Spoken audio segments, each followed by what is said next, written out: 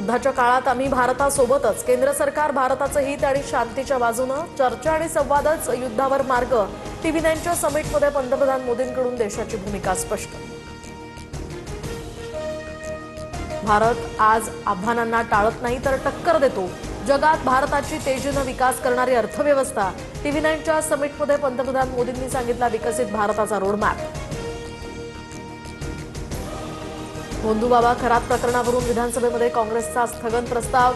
भोंदूबाबाच्या संपर्कात आलेल्यांची HIV taste करा, वडेट्टीवारांची मागणी. तर भोंदूला साथ देणाऱ्या नेत्यांचा राजीनामा घ्या, नाना पटोले आक्रमक. भोंदू खरात प्रकरणामध्ये कुणालाही सोडणार नाही, जो क्लीन आहे त्यालाच चीट देणार. दोषींवर कठोर कारवाई होणार, मुख्यमंत्री फडणवीसांचा विधानसभेत इशारा.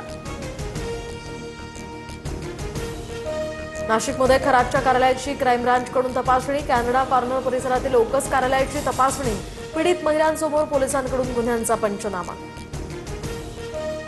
नाशिकमधील भोंदू अशोक खरातच्या अडचणीमध्ये मोठी वाढ. खरात विरोधात आणखी 3 नवीन गुन्हे दाखल. लैंगिक अत्याचार प्रकरणामध्ये खरात विरोधात आतापर्यंत 6 गुन्ह्यांची नोंद. सातारा जिल्हा परिषदेच्या अध्यक्ष निवडीवेळी पोलिसांनी मला रोकलं. पोलिसांच्या धक्काबुक्कीत मला इजा झाली. जिल्ह्यातील 100 पोलिसांवर कारवाई करा. मंत्री शंभूराज देसाईंचा पोलीस दलावर संताप. सातारा झडपी राडा प्रकरणावरून मंत्री शंभूराज देसाई आक्रमक. देसाईंच्या तक्रारीनंतर साताऱ्याच्या पोलीस अधीक्षकांचं निलंबन. उपसभापती नीलम गोरेंकडून हे निर्देश.